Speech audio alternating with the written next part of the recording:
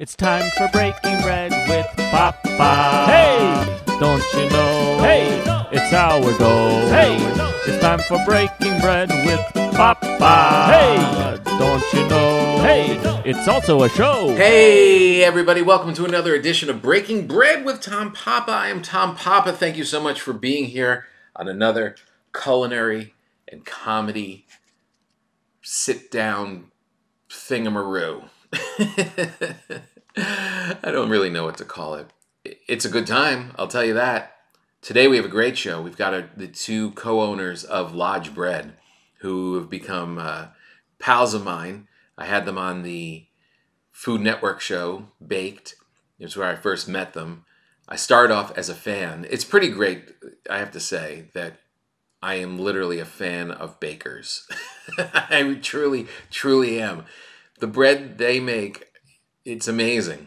And I really can't get close. I do a good job on my own. People enjoy what I make, but their bread is killer.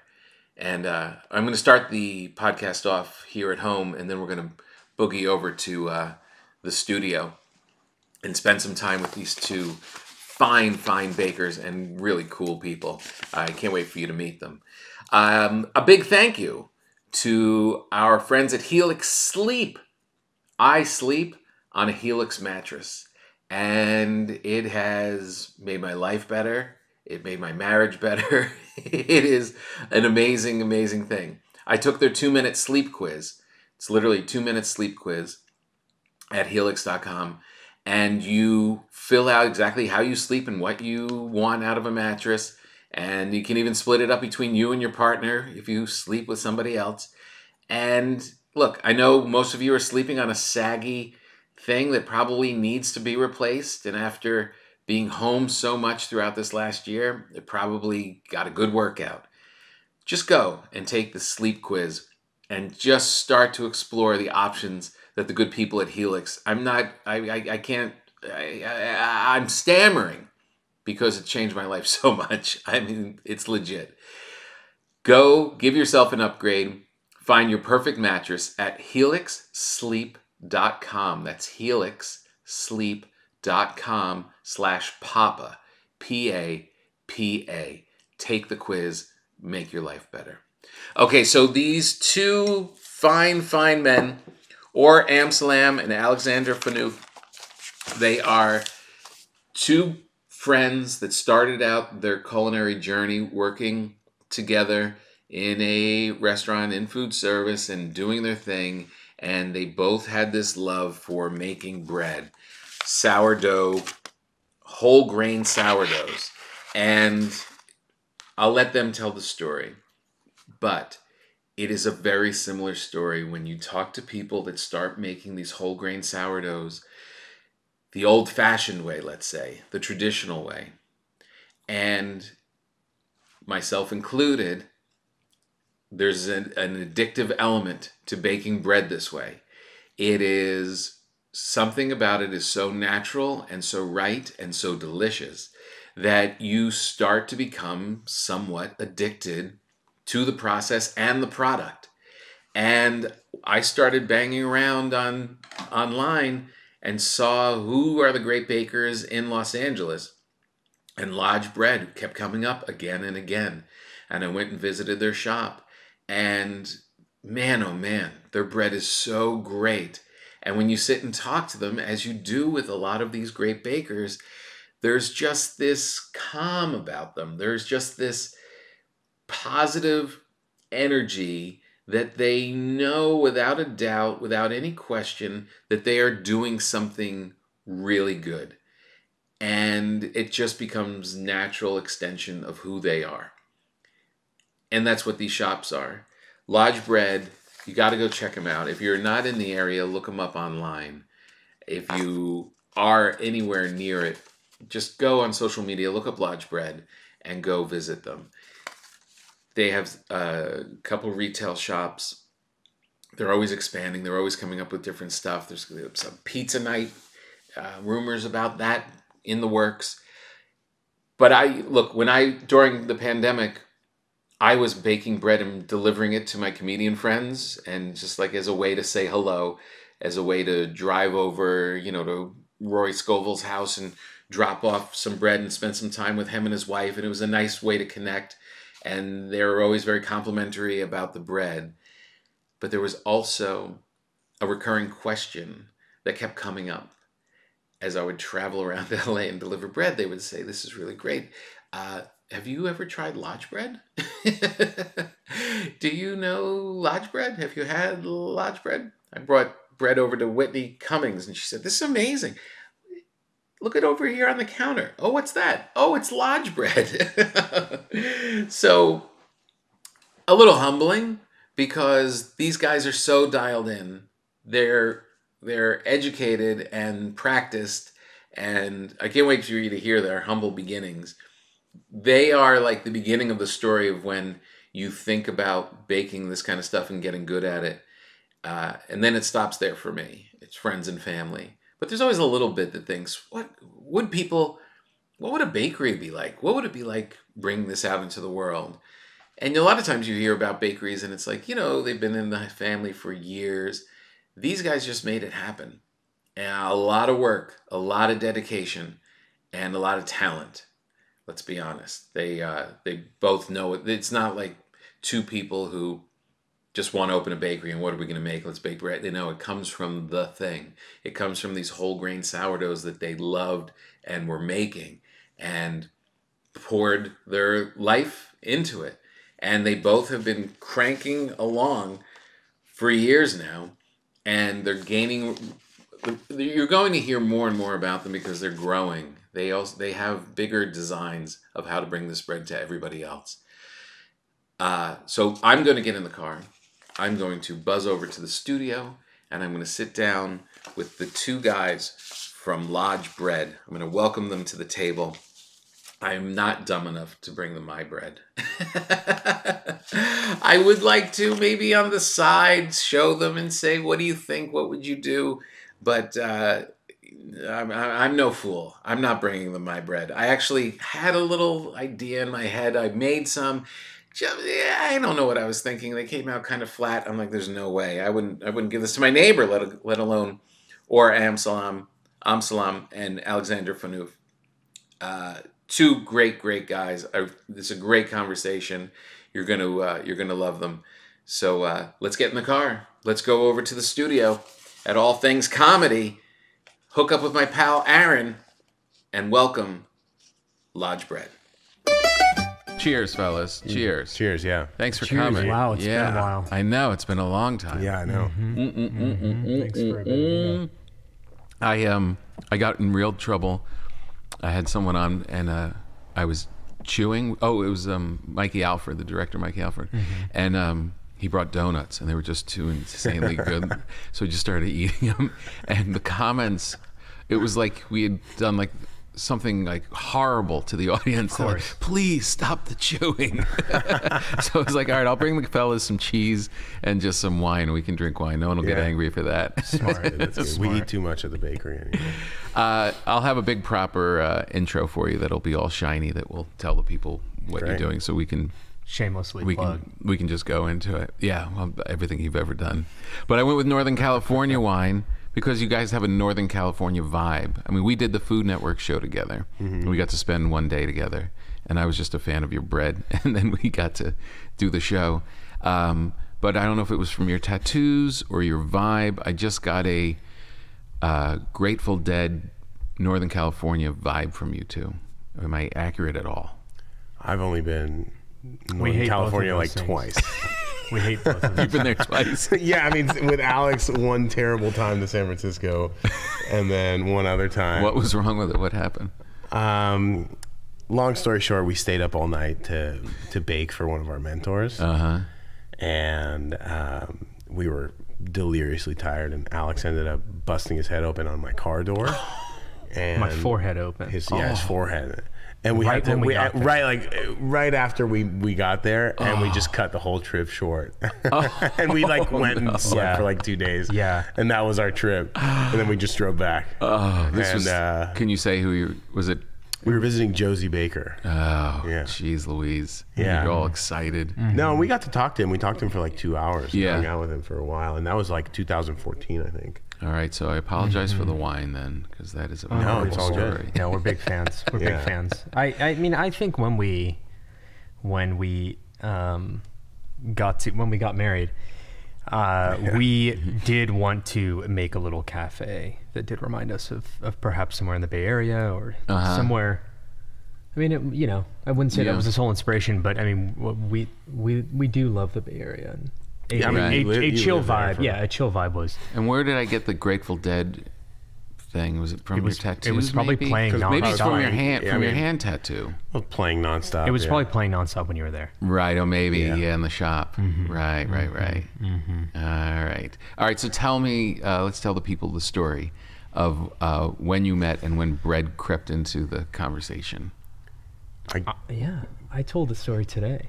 Did to you? that PR team. Oh yeah, so I mean, So it's like 2014, and we were both kind of like in between jobs. Burnt out, they call that. burnt out. Yeah. And we were kind of cooking at this little gastropub in West Hollywood called Goldie's. Right.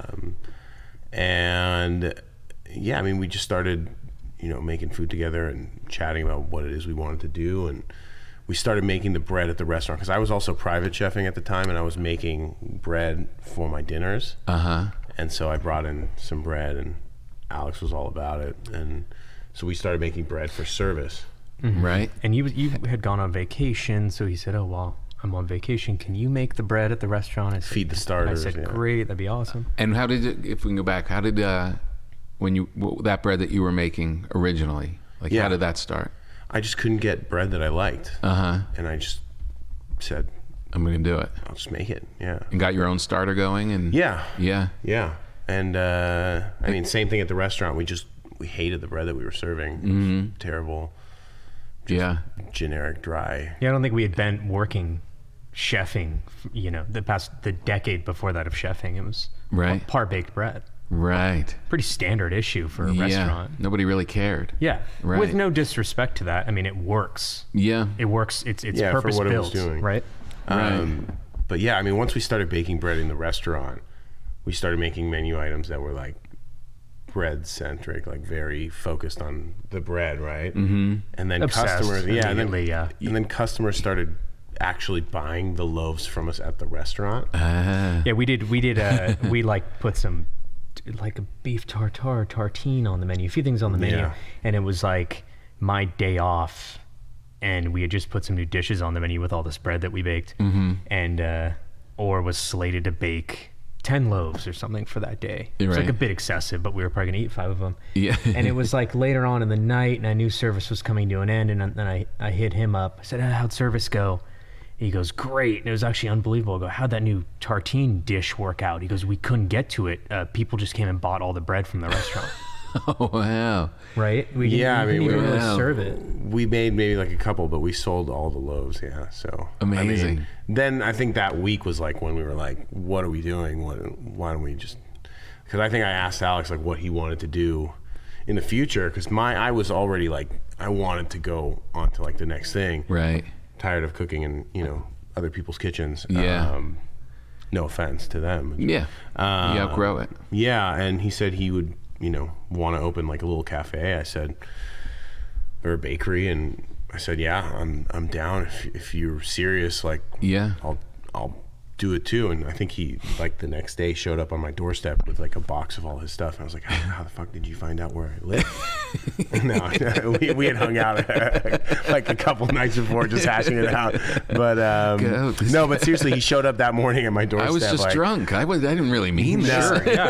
And he had This your actually house? quit, and I was like, all right, I guess I got to quit too. And I quit that day as well. Wow. I put in my notice, and we What a good moment. What a ballsy moment. Yeah. What a nerve-wracking moment when you're just like, because it's not set up yet. You don't have the shop You open think yet. it's going to be different. It's like a first time for a lot of things, right? Right. In your head, you build it up. Yeah. yeah, Oh, we- that one moment where I'm, especially in our Yeah. world, oh, when I'm finally open my own plate. People always ask you, right? Right. Especially chefing or cooking or in the industry for a long time, I feel like you know, after like, when are you going to open your own place? When are you going to, in your head, you're like, oh, well, when some investor approaches me, or when they ask me to open my dream restaurant or something. It was so far from that. It took us like a little over a year to actually get the space open. We were, I mean, Alex was living in like Culver City, and we had set up a pretty bootleg bakery at our friend Morgan's house, where he was living. You were living at the time, and it was like, it wasn't even in a garage. It was in a carport. So the carport was open to the elements. And we ran a gas line and a water line. We put a 3-comp sink and an old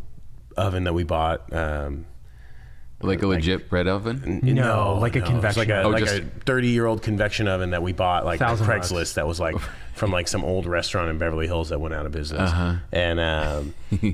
And Morgan was like, I got an real old like Maytag refrigerator. Oh yeah, like an enameled, like yellow refrigerator, like from the 70s. Yeah. Like it was terrible. But it worked. It worked. Yeah, I mean, it went down a couple times. It barely worked. But we put a table out there, and we started making bread. And we had friends in the industry, and so we started, you know, doing tastings for them, and then started selling them bread, and that went on for like 8 months until we found almost a year. Yeah, we found until we found our location, which was just like an old office space because it was all we could afford. I mean, we tried working with some brokers that were just like, you know, thought we were like these millionaires that had like, you know, investors behind us, and they kept showing us spaces like in West Hollywood or like Prime Silver Lake, and like we're like, we're thinking an old office. Like we need something that's like $2 a square foot. Like you're showing me like $10 a square foot. Like we need something that's less than 1,000 square feet and is going to cost us like, you know, $1,800 to $2,000 a month. No and windows. They're like, well, you're signed, you're contracted with us for a year, so we were screwed on that end. Oh, geez.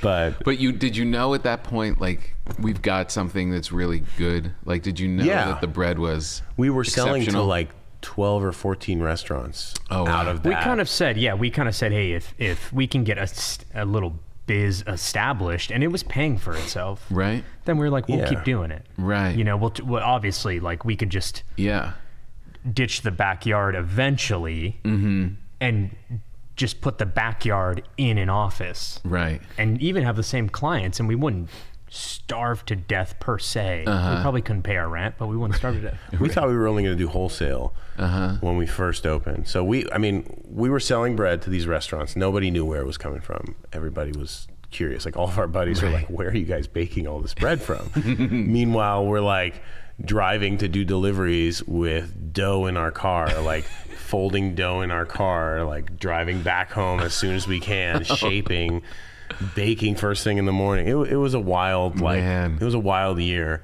I mean, I remember we used to send. That was last year. It must have been like. So that's when COVID hit. Right. Exactly. It's all become one. We couldn't get the big trucks that delivered like flour and stuff to come down his street. Oh no. So one purveyor of ours that delivered like seeds and things like that to us, he would come and deliver it personally. We still work with him to this day. He's great. So but great. Other companies, we would have to send them to other restaurants and catch the truck. Oh wow. And so the truck would show up at the restaurant, we'd be in the parking lot, and we'd like flag him down and be like, hey, that's ours. And he's Get like, the flour. What? And like people would like come out like, no, it's all good. It's our flour. We're like, we paid for it. That's hilarious. Yeah. We send one to A-Frame and they're like, guys, you can't do this anymore. What's so crazy about that? I mean, it makes sense that you're folding stuff in the back of your car because the schedule is relentless. Like you can't skip.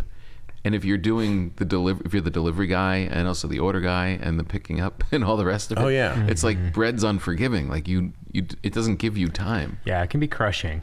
Yeah. It doesn't make time for you. Yeah. It still doesn't. Yeah, I mean, it was definitely a 24/7 kind of thing, and like I remember I think we both took like a little break before we opened the retail shop, and all the restaurants were like, what are we gonna do? We're like, figure it out. Like there's nothing we can do. We can't make you anymore. But like stock up and freeze it. And then, other than that, we're taking a break. We're taking a little break. We had to take like a few days off to move into the space.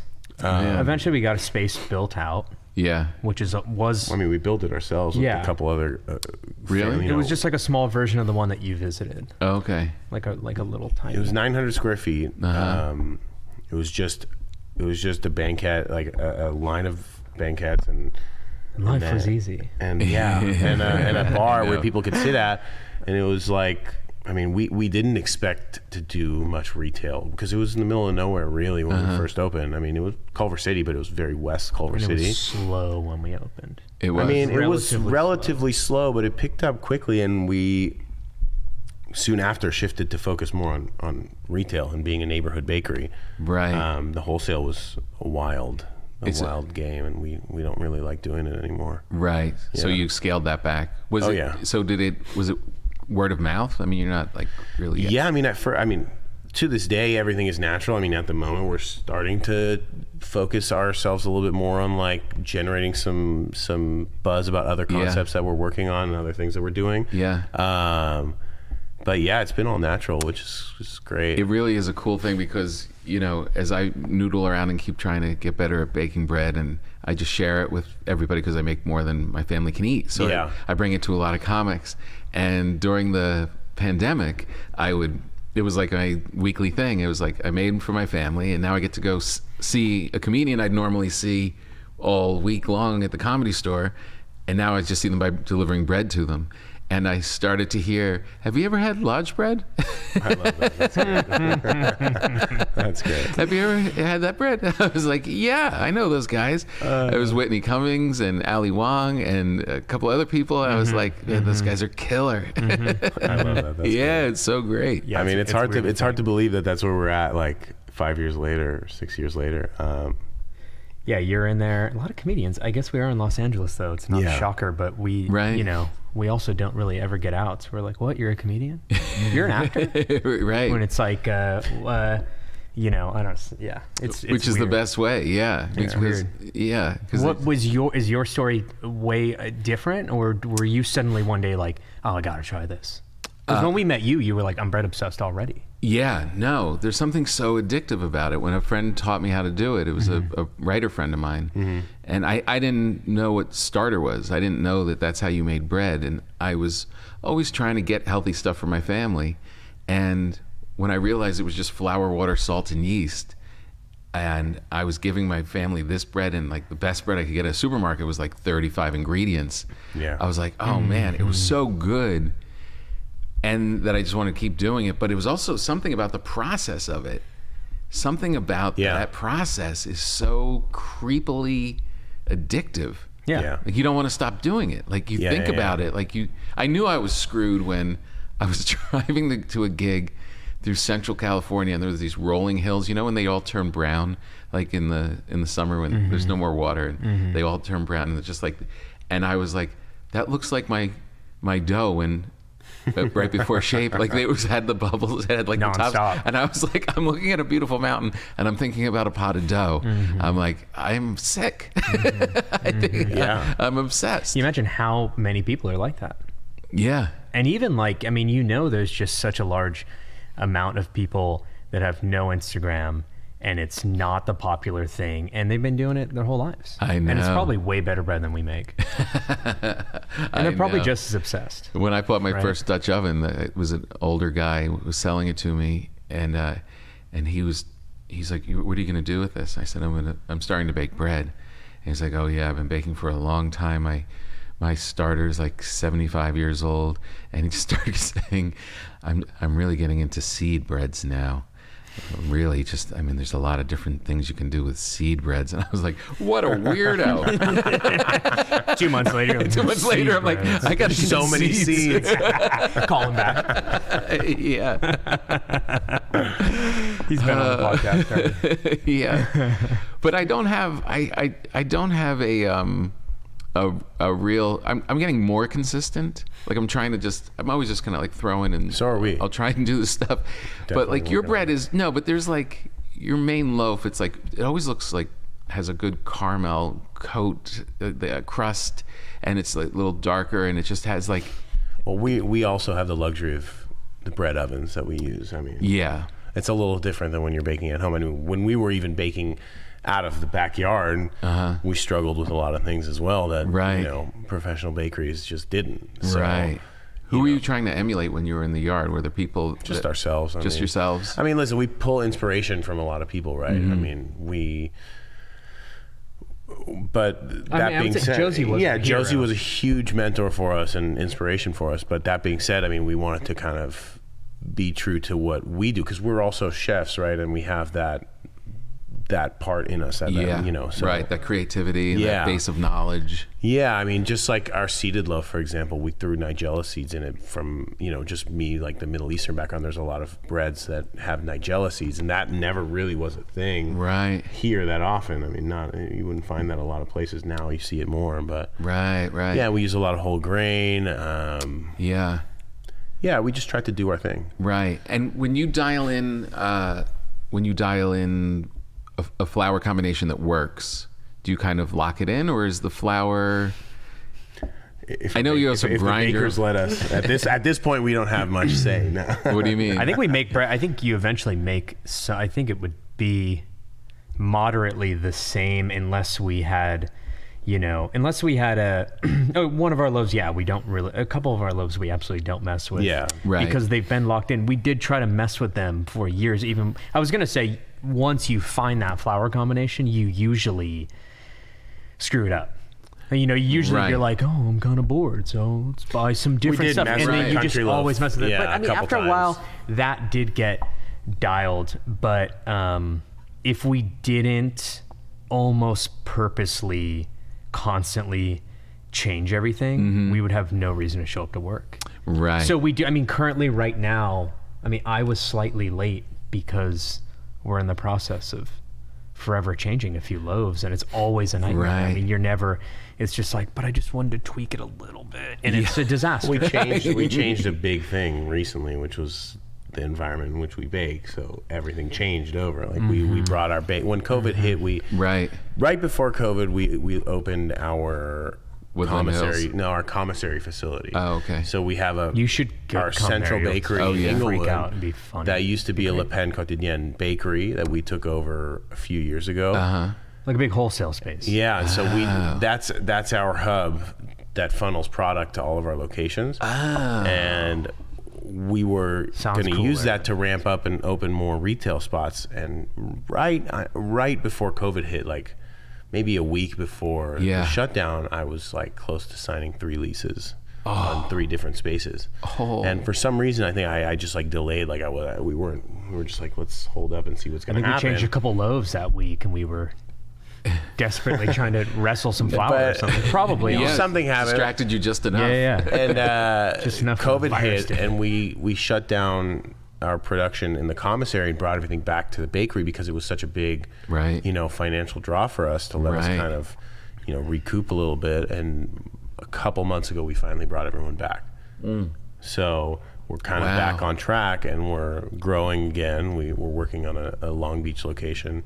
Wow. And a couple other things as well. So to circle back, Jeez. what he's saying is, Things change all the time. yeah, and Right. the changing of flowers or things or seeds may be different, but we have the environmental factor is big. Just as if you tried to take all your loaves and your little kit over to our place, Right. You'd be like, Why is it working? Why is it working? What's going on? Yeah. So I think that I mean, the mixers are bigger, the ovens are bigger, Right. the room is colder, or I think we're always trying to right. we're always trying to grow and adapt, and you do have that absolutely humbling factor Right. that you brought up in the beginning, which is like we're Yeah. bakers. The bread is always like good try. It reminds me of when I tried to golf, and I like got through it. Like the friend really wanted me to do it, and I was like, I had Sure. like this terrible swing, but I could golf. Like I could get through a round with my friends.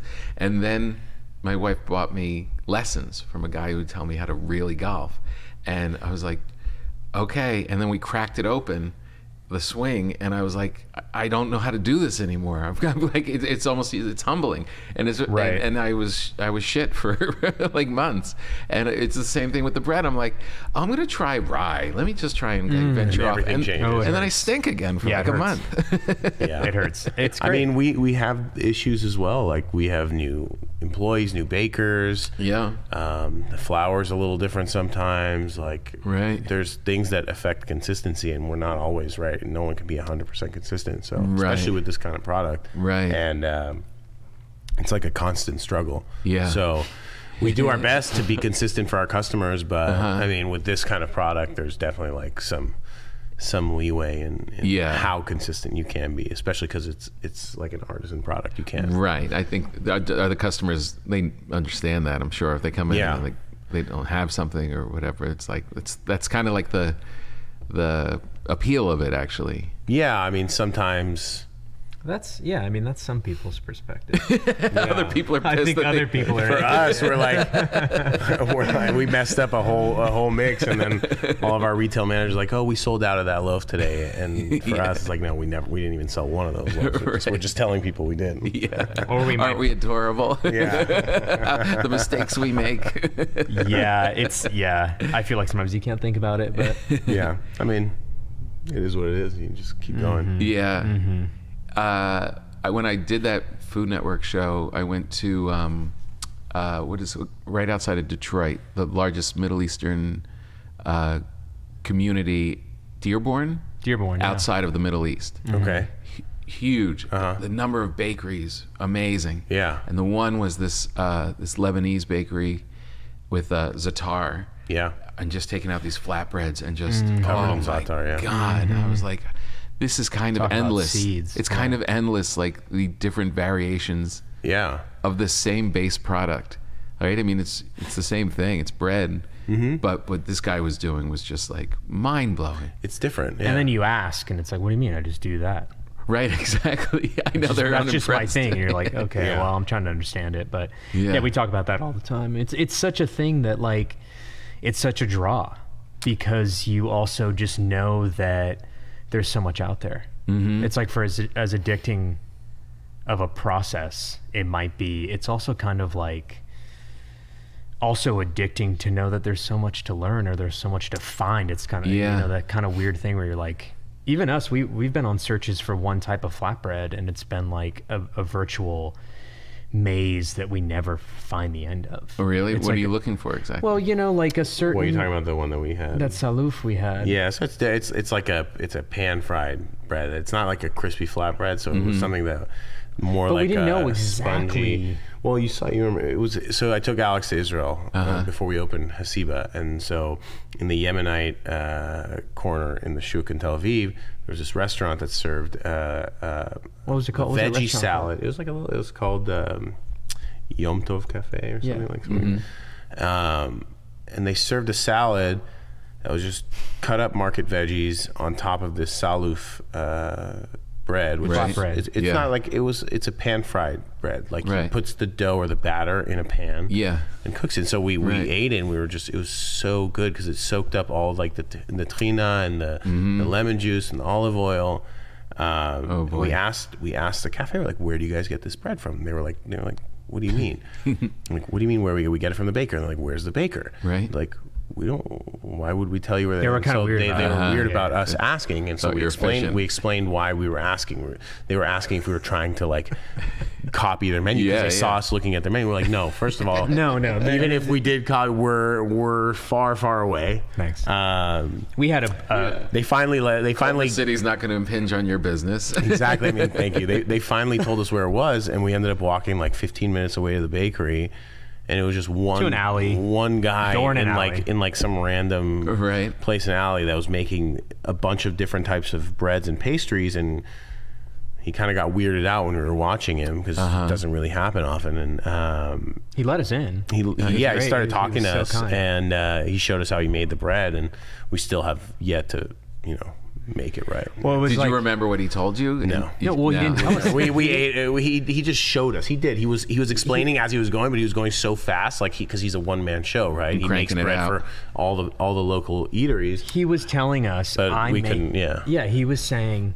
He said, "Come in." He showed us around, and we said, "We just had this exact bread." Right. And he said, "Oh, you know, the whole thing was kind of like, okay, and what else?" And then we'd be like, "Well, we just like want to know more about it. We're bakers. We want to know more about it." It's kind of like great, yeah. Like, yeah, he's kind of like, "Oh, what?" So, like, that's weird. But he eventually led us around to kind of like his little setup. But the whole gist of his, you know, this bread's existence was him just saying, well, over there I mix it, and then in that bucket I let it sit, and in those pans I fry it. the pans were like, and that was the whole thing. We were just kind of like 30-year-old pans. Like he had like a rotating pita oven. You remember in the middle of the room that was constantly used, constantly. And then we're looking at the pita oven, and he's like, "Why are you looking at that?" We're like, oh, "There's just stuff all over." We're just staring at it. Yeah. But in the end, I mean, it was we virtually decoded nothing at all. You know, it was well, I mean, the trip was long. Like, we ate at so many different restaurants, and we had so many different foods and breads that we were just, it was delirious. Overload. But he was just kind of like, I made bread. And we were like, okay, great. That's so after brutal. The end of it, yeah. You know? No, but I mean, there's always like different cultures and different styles of bread. And, yeah. You know, it's never ending. Yeah, it is never ending. I mean, your list, I was looking at your menu this morning, and it's such a cool, eclectic mix, like, of your standard breads, and then what do you call them, like your super duper special breads? Super special. Super mega ultra. Yeah. That was and the olive bread. And that name dawned from that argument that I had with that customer. What happened? What? Which one? The dollar. Remember the infamous dollar argument? What was that? I don't. You don't remember that? I do, but Come on. There's a lot you blacked it out. It was a rough moment for me. A customer was at the register and he was trying to buy a loaf. And the place was like a shoebox, so nobody could not. And I was just probably talk like to on like everybody. 2 hours of sleep, right? So I was not in my customer service mode, like I normally am. And he was arguing with our cashier. And he was saying, I'm going to pay $10 for this loaf.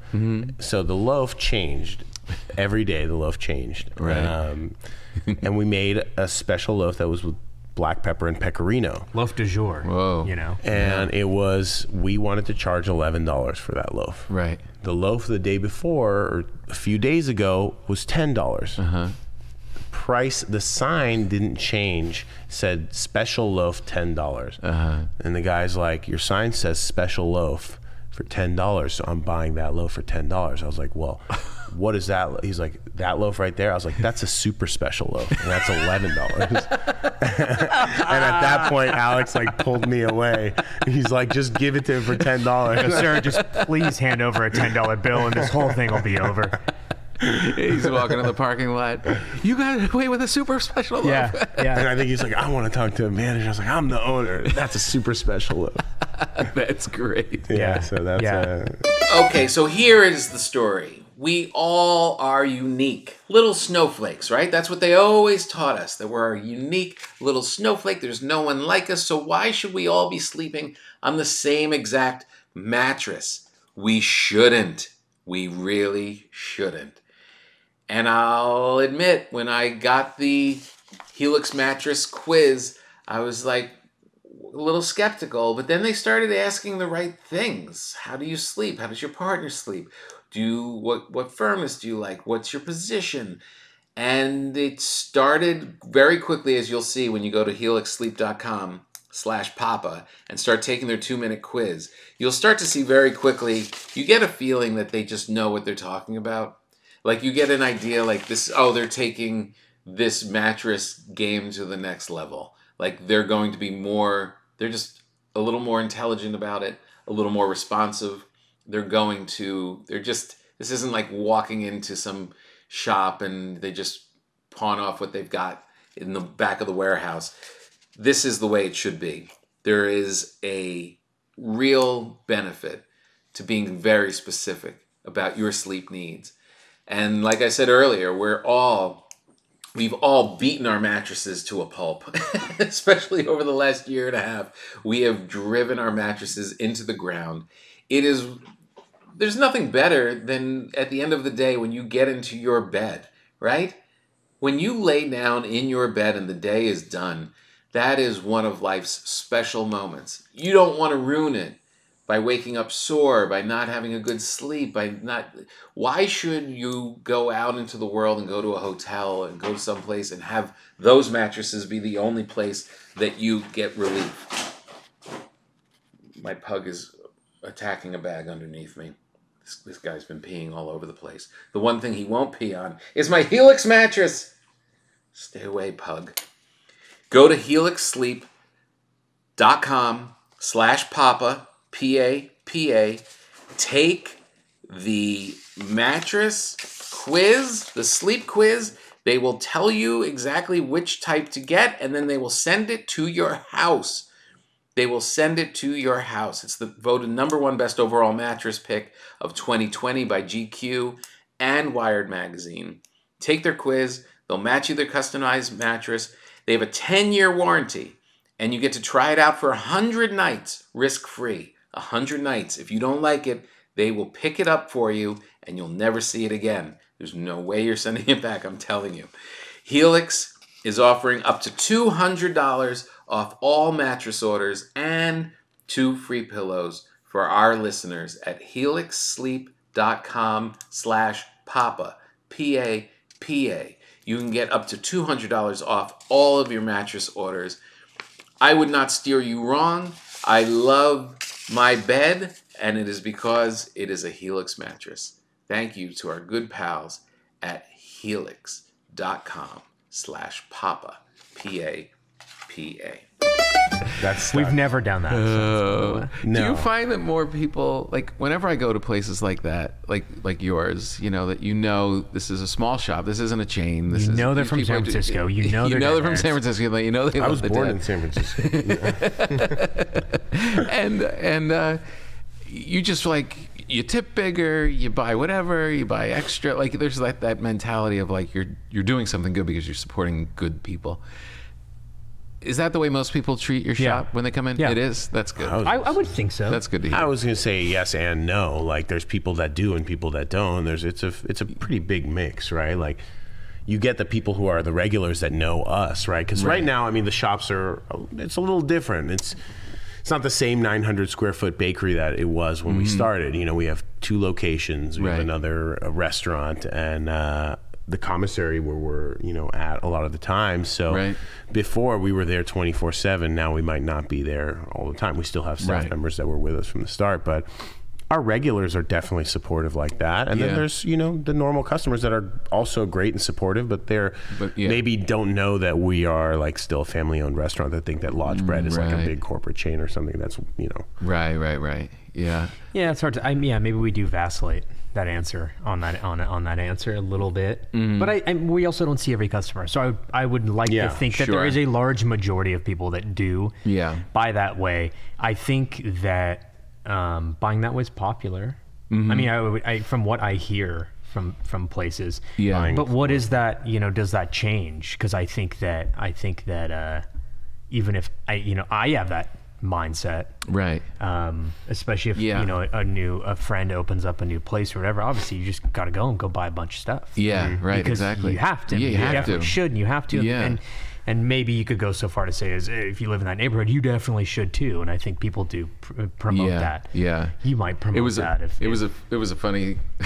We're kind of at that moment now, probably maybe a couple months earlier, where it was such a motivation to support local restaurants and stuff by Postmating every meal you could, just to support them. And then at a certain point, it's I just drove by and they're kind of kicking ass with their business. That's what I was going to. We just don't want. We just don't want to. That's what I was going to get. That's what I was going to get. It's also hard too. You got a family and kids, and Postmating every day is not the most financially it's not the easiest thing to do financially. Crippling, And during these times, you want to support as much as possible. Well, then it swung the other way, right? Stop using delivery apps. Coming in person. Oh, really? Yeah. Yeah, because the delivery apps were taking 20%. Oh, is that what sometimes more? Sometimes more. Yeah. So the jam more than was 20%? the jam was please come and visit, which I think is even more noble to a degree. Yeah. Don't get me wrong, we love the delivery app. They bring us business, and they bring us customers that we wouldn't have normally without them. There's people who have never even been to our bakery that will just pick up their phone and say, "Boom, this looks cool." I'll get a miso cookie. Yeah, you know what I mean. Yeah. Beyonce the singer. Wow. She's a singer. No, I'm joking. My wife was going to kill me for saying that. But yeah, Yeah, anyway, it's important nowadays, right, to support for sure as many local businesses as you can. I mean, whether it's a restaurant or like a flower shop or. I was keeping an eye on you guys the whole time. Well, does that it was end? like It's weird. Does that? it was like I hope that everything's going to be all right because we made a big shift. I mean, we pushed the brakes real hard. Like right when COVID hit, we closed. Yeah. Everybody else was trying to just, I think, deal with it at the time. We closed for like, I think it was like 2 weeks, and we redid. Well, the whole thing we closed for a total of 8 weeks. Well, between like all of our off and on shutdowns, like we had like a minor issue with a couple staff members getting COVID, and we chose to close. And we shifted our whole model. Like we turned into more of like the retail bakery / marketplace. And we weren't really focused as much on food. Like we took most of the food off of the menu because people were buying stuff to make at home at the beginning of COVID. Later on, people were, more comfortable because people didn't want to eat food that we were making because they were scared. And I didn't want to. It was a weird time. People were like, we were just going and like, I remember the first week we made like a $600 order at Costco. I've never done anything like that in my life. I even put another fridge in my backyard to hold everything. Remember when but what was, not to change the subject, but it made me think of it. Remember, it was like a lot of stuff happened right when COVID was, we were like, in trouble. Are we going to need to shut down? Is this, the numbers are going to, right? Everyone's watching the same stuff. And we did, it was, we used to more.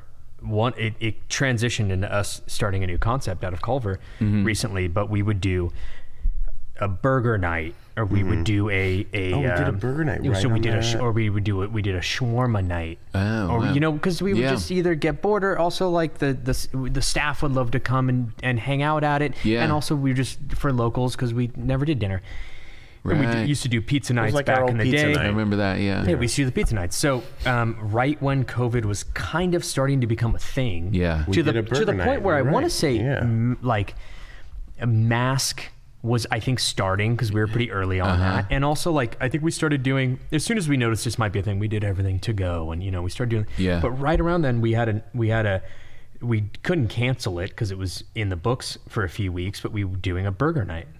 And as you know, the kitchen's exposed and it's all glass, and I remember long story short, so we still did the burger night, and Orr and I did the burger night. And I said, what do you want to work the oven? Or you want me to work the oven? Or I said, I want to work the oven. So I said, okay, I'll put the burgers together. You cook the burgers in the 1,000-degree wood oven, and I'll compile them. And honestly, I didn't even have employees that night. Or something weird. So him and I did this whole night, and we had someone working. We had a cashier working. Long story short, the line goes in front of the window where he and I are cooking. And the night was pretty chill. It wasn't a big deal, but everything was a bit cautionary then. You didn't really know what to do. You didn't know, should we be overtly cautious? Are we going to scare people? It was before masks. People wanted you to wear gloves. So we were gloved, and everything was But my gloves kept melting in because of the oven. And his arm was burnt, and the gloves were melting. I had to take them off because so the oven was too hot, and I was working with cast iron. The oil was splashing onto my hands and on the gloves. And a customer is at the glass, and she's mouthing and yelling, put your gloves on. She's going to make him put gloves on, as if he's not standing there. And I have gloves on because I'm assembling lettuce and buns. Cool things. And I'm, in his defense, I'm trying to pretend like nothing's going on, and that the customer doesn't exist. As nice as I could be, I'm kind of, my head's down, but obviously we see that they're mouthing things and pointing. This was before the shutdown. And he's he's in front of the oven. What's going on? What does that customer want? So, I think they're scratching their nose or something. You just keep making burgers. You're doing a great job. I think I yelled back through the window and my gloves were melting. And there's a melted glove right there. So I'm trying to point at the melted glove, and the customer's disgruntled, and they're telling the cashier he needs to have gloves on, and then I'm trying. It was a whole Everyone's freaking out. It was right before. It was like a week or two before the shutdown. It was everybody was time. So that was. Now I understand. Cool. Did she eat the burger? No, she left. She did. Yeah, she left. She didn't order. I believe. That's what happened. I think. I think it was something like that. Well, we were very. I was like, I can't. We were very apologetic. We were like, we're trying our best, but the gloves are melting, and they were kind of like. It's also like dangerous. Yeah, they were kind of. It was a prerequisite to them ordering. That the oven person was gloved, so it didn't work out. But everything changed, right? Like the shutdown happened. everything changed. Yeah, one of the last stops. I was stopped at Woodland Hills and picked up bread. I was going to do Gabby Reese's podcast down in Malibu, and my schedule was screwed up, and I couldn't bake her bread. I usually bring bread, and So you got some so I trash stopped bread there. in And no, Woodland Hills? it was good. Like you guys know, at your spot, and I was, but it was getting weird. Like we were right on the cusp of Right it. on the cusp. And you weren't doing certain things in there. You only had these breads in the rack. And it was like, oh man, this is really gonna get weird pretty fast. Yeah. And now things have almost changed permanently. Like I went up to the valley and I'm like, let's put the bread back in the dining room so the customer can grab it. And then there were even some customers standing there. I was like, what do you think about this? And they were like, leave all the bread in the back. Really? Like, Well, in okay, Culver, fair you can enough. in Culver you can grab it. It's bagged up, and you can grab your loaf. Yeah. And we changed. I mean, You don't know no what to more do. It's indoor weird. seating. It's Like we removed the indoor seating completely because Right. we've gained. I mean, thank God our business has been doing pretty well even with COVID, because I feel like the bakery is more of like a necessity, right? Like people need their bread, their coffee, pastries that they're not going to bake at home. Right.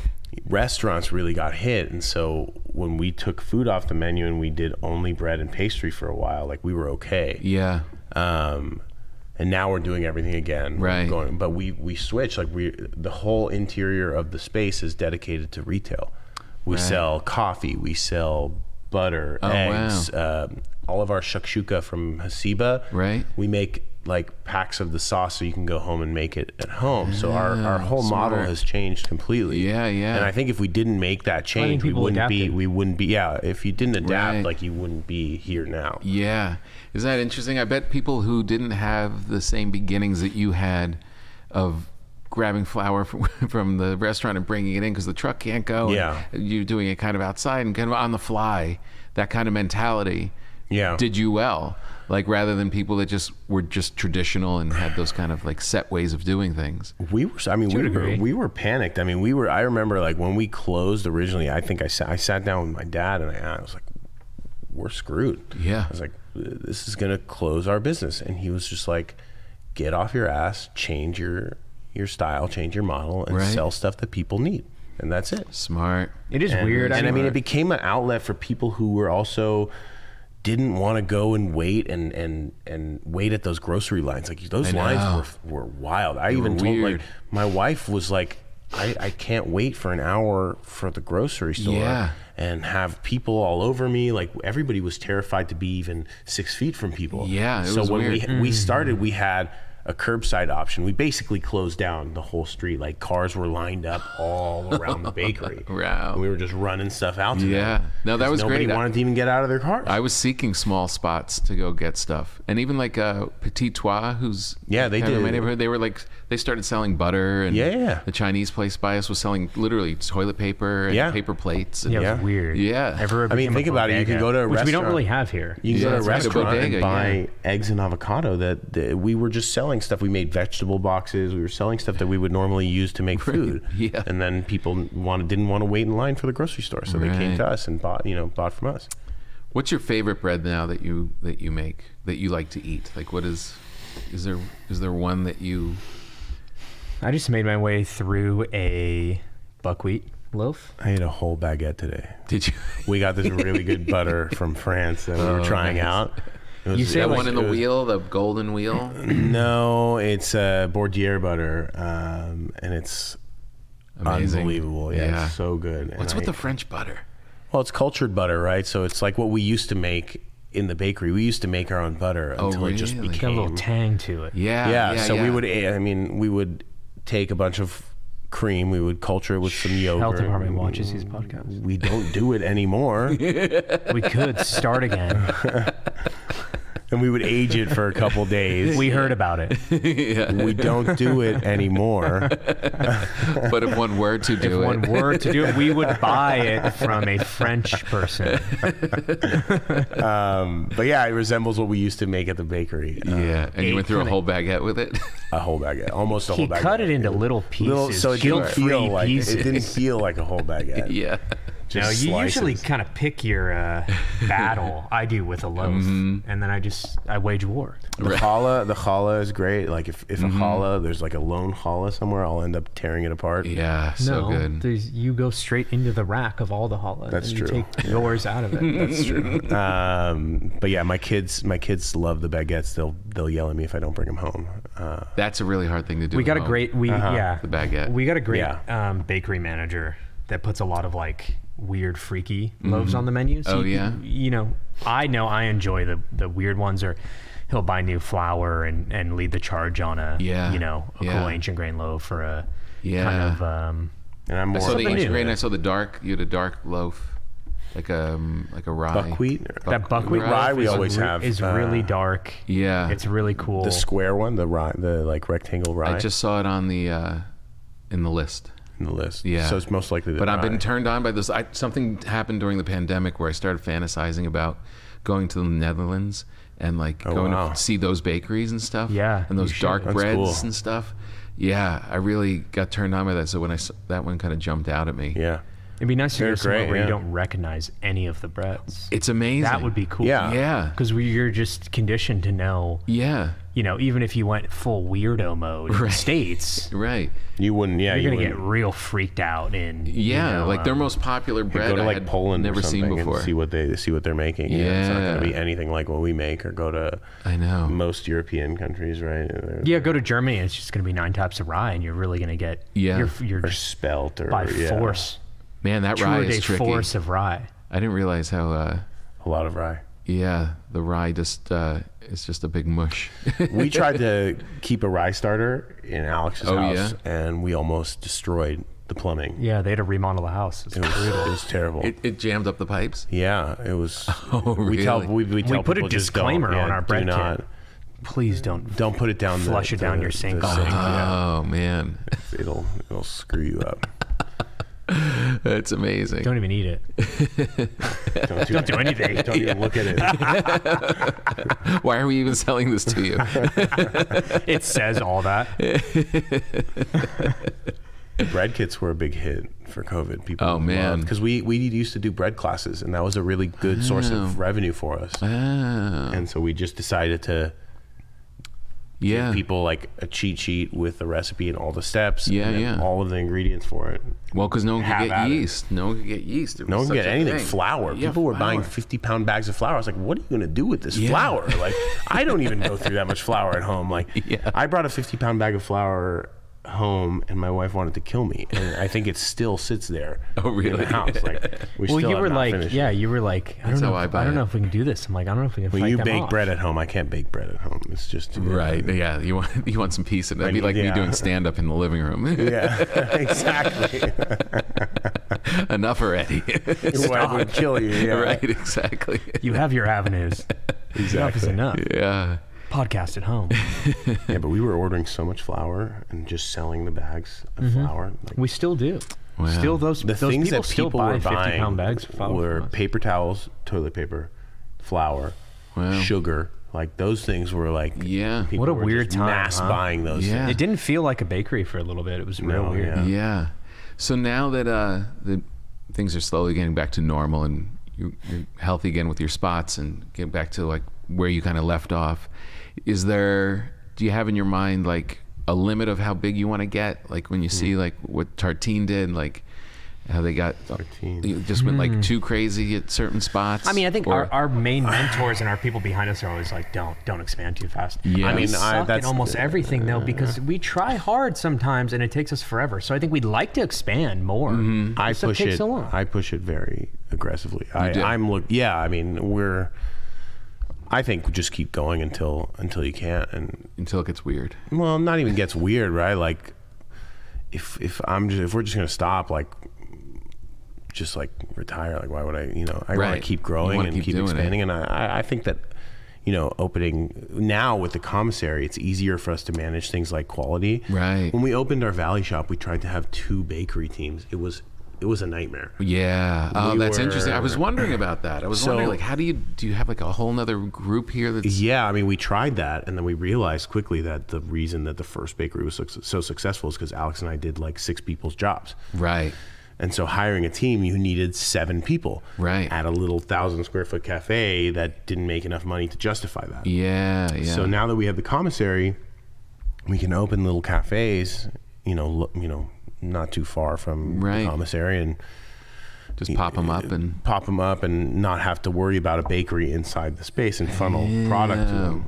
And we're also that's great. able to open other concepts. Yeah. We just launched our pizza concept, our New York style pizza concept, like the big 18-inch pies. Wow. We launched it out of our Culver bakery. Yeah. Because the bakery side is like empty now because there's no bakers there. Because it's all coming from the commissary. Exactly. So right now, Wednesday through Sunday, from 5 p.m. until 10 p.m., you can come in and buy a big 18-inch. Really? New York style pizza. Wow, and that's a great idea. We're opening a brick and mortar, hopefully July. August. Oh, the pizza place in Beverly Hills. Yeah. Oh, really? What's the name? It's called Foolproof Pizza. Foolproof Pizza. Yeah. Nice. Yeah. This is very exciting. Yeah. So for me, It's kind of like we tried to replicate Pizza Night a little bit. Yeah. We hadn't done it in so long. I mean, at first we were like, we don't want to grow too much and we don't want to be too big, but then we also have families and we have goals and dreams, and we want to continue to grow in the right way, right? Like we don't want to lose the quality as much as possible, but we think we're doing a pretty good job. We've been blessed with having people on our staff too that are like, what are we doing next? Yeah. Or can I go open another spot? Or are we gonna do another spot? Or right, if we do this, let's do this. So I mean, we're that helps a lot too. And you've got a good reputation now. Like, people know you guys. Like, people know that this is quality. They know, they're looking forward to it. Like, it's definitely, and it's not just because I'm into bread. It's like just friends know you. Like, it's That's definitely. nice. Yeah, I think we've. Yeah, I mean, I think we've kind of sat there in Culver for long enough to be somewhat established. Yeah. It's hard though. I mean, for as much as we could say, yeah, we want to attack it. I would say at the pace that we open things, we have to consistently have the mindset of we do want to expand constantly. Right. Yeah. I think that it would be. We're pretty aggressive. Keep the momentum going. Yeah, and everything just takes so long to do a new project. But we're also two guys that are pretty restless and we're pretty hungry for more always. That if we just became like complacent with what we were doing, it would just be too mundane for us. Right. I mean, we constantly want to do more and grow and do more fun things. I mean, we have chef background, so the new concept of pizza allows us to kind of bring that to the table, and we're doing this big bakery in Long Beach, which is 2 times the size almost of our Culver City location. Yeah, you get like attached to weird things. And do you still wake up like baker's hours? Like what's your day? I have a new baby at home, so I have Congratulations. I mean, it just depends. She gets up early, so I'm still up early. But and I got 2 kids at home, 2 toddlers. I have a 2-year-old and a 4-year-old. So they. So no, to answer the question directly, but the lay of the land's changed. Is someone in the commissary at it virtually runs 24 hours. It does. Almost 24 hours. I mean, we have crews that work in the mornings, like baker hours, and then we have crews midday that do prep for our other locations, like food prep comes out of there as well. Right. Okay. So it's allowed us to kind of streamline the whole business. Yeah. All right. We kind of just jump in where we're needed at this point, right? Like I focus more on food quality and growing the company at this point, and Alex is focusing on like the bakery and the commissary and the bread team and sourcing and stuff like that. And then we meet in the middle sometimes as well. Right. Like we both love to open projects together. It's like been a fun thing for us to do an opening together. So we're 6 years in too, so we had to time out each other. Right. We can't work together every day. So we definitely separate. We had like I was worried about putting you this close in the podcast. Yeah, I mean time's almost up. Time's almost up. In the beginning, it was wild. I mean, we had a fun first year where we were like at each other's throats because we were together from 2 a.m. until about 8 o'clock at night. And one of our employees would like peek their heads in and see if we were like fighting or arguing, and they would like wait to come in sometimes. Yeah, it's intense. I was gonna say though, we're not working the bakery hours, but we just had our buddy Ryan visit from 16 Bricks in Ohio. Amazing baker. And it may not be baker hours, but you are pretty much, for the most part, the support system. So your phone is on baker 24/7. hours. Your phone is on 24/7. Your phone needs to be plugged in and on baker hours. Like we had Ryan over at the Culver shop, and bless his heart, he just wanted to sit down for a coffee and to catch up. Yeah. And he was on a call the whole time. Yeah. I think at one point he just let the call Yeah. go and still hung out with us. So I think we are in a way, but yeah, once you open up, that's it. People are hungry. And they're coming. I mean, we have the spots that are open also until 10 o'clock at night, right? Like now the pizza spot, Hasiba, is now open until then. So it's gotta be a cool feeling though. Like you had this idea and it's really taking shape, and that like you be in bed and you turn your phone. I mean, your phone's on, but it's off, and turn out the lights, and knowing that the machine is still going, like there's still stuff going. That's got to be a pretty good feeling. I mean, I know it's nerve-wracking scary stuff. Yeah, but sometimes still, it's like there's that phone call that the oven exploded. Right, I know. You guys know Kate, right? Kate's bread. Yeah, she's so great. And I don't know. I never visited. Have her on the show. I did. I went up there. I went up to her shop. Yeah. Great. And I wish I got to go. Alex went up there, so and cool. I wish I got to go. I just done like a ton, of mushrooms the day before. And I was like still flying, and we went down to visit, and I felt like she was like, she knew it, you know. Did she? Yeah, it was a great experience. She's amazing. She was awesome. But I only bring it up because she's just a one-woman shop. And if the fridge goes down, the shop is down. It's just the way it goes. Like, it's you see it on. It doesn't matter the size of the bakery. I mean, if the cooler goes down, you lose the bread. Yeah, that's it. Yeah, I mean, we've hopefully people are buying coffee or something. Yeah, we've had those moments. Well, you guys are amazing. Thank you so much for doing this. I was really it's been great. I was really super stoked that you guys were coming in. I'm a huge fans, and keep spreading the word about you guys everywhere I go. We really appreciate it. And I can't wait for pizza night. Yeah, come check it out. Yeah, it's great. Wednesday. Well, is tomorrow Wednesday? Yeah. So Wednesday through Sunday. Wednesday through Sunday every week. Yeah, at Culver City. All right, cool. Bring bread. Yeah. We'll give you a pizza. You know, it's so funny. Never I had your made bread this morning. Like I get it in the fridge and then I bake it before my radio show in the morning. And I came out and it was like mediocre. Like it didn't shape well last night. And I was just like, this is like telling jokes to Seinfeld. I'm not bringing a bread along to these guys. No, I always told Alex I brought you a real bad loaf. Alex was always the perfectionist. I always said the worst loaf you're going to make is still going to blow people's minds. Yeah. And you're going to be so upset about it, but they're going to be like, this is the best bread I've ever had. And you're going to be like, I hate you. I know, exactly. So, I mean, people love bread. Yeah, they do. All right, guys. Thanks a lot. Thank you. You're the best. Yeah, thank you. Appreciate you. Cheers again. Okay, that was our big interview with I can't say enough good things about my pals Orr and Alexander at Lodge Bread. Really go and check them out. Look them up online. Look them up on their social media, their Instagram.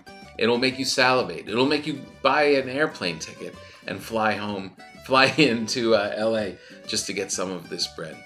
No quick bite today. We're not doing a quick bite today.